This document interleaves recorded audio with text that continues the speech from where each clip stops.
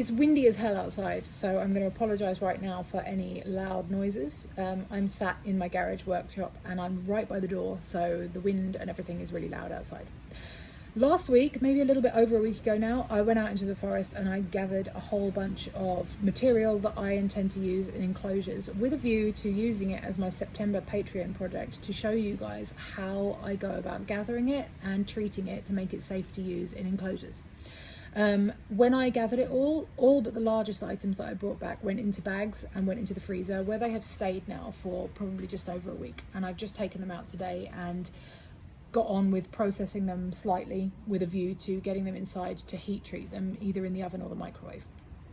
The pieces that I brought back that were too large, so things like this log covered in lichen, I've been mulling over what I want to do with them. Because these are quite large branches, and they've got these lovely naturally fractured ends, I don't really want to saw into these and cut them up, because then I'm going to end up with just like really blunt, obviously sawn pieces of wood, and I don't like that. I don't want that in an enclosure. It will ruin the naturalistic look.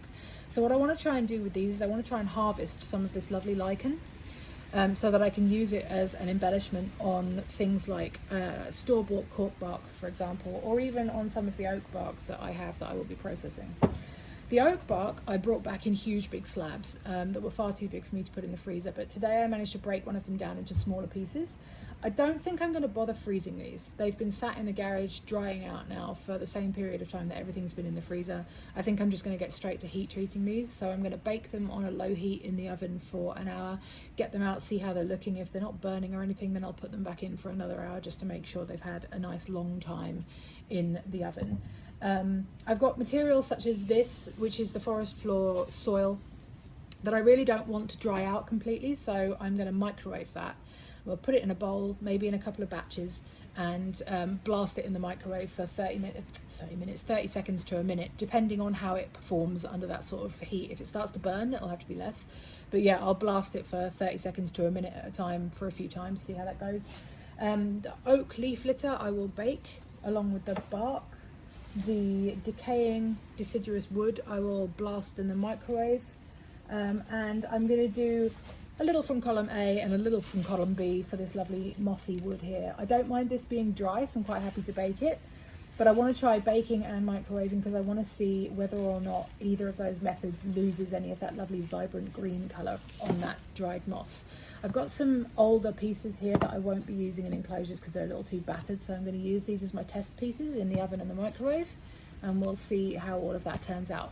So we've got 5 days left of September, so I'm going to do all of this processing in that time so that I can round off September with a summary post on my Patreon about what I gathered and how I treated it all and got it all ready and safe for use in enclosures.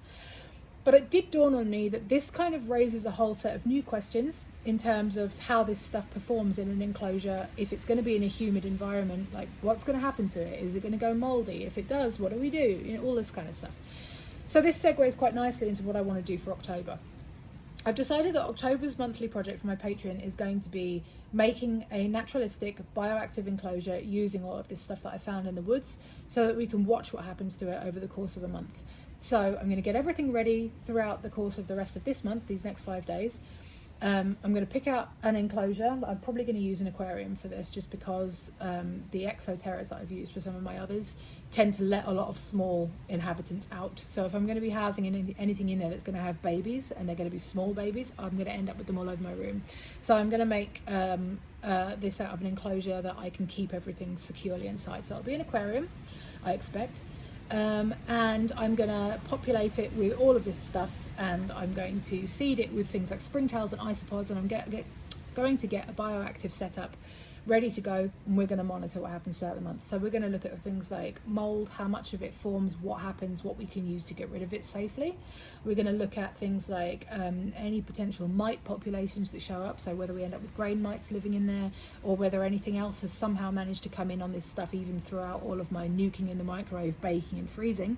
We're going to look at what they are, whether they're going to be harmful to anything, and what we can do about them if they are.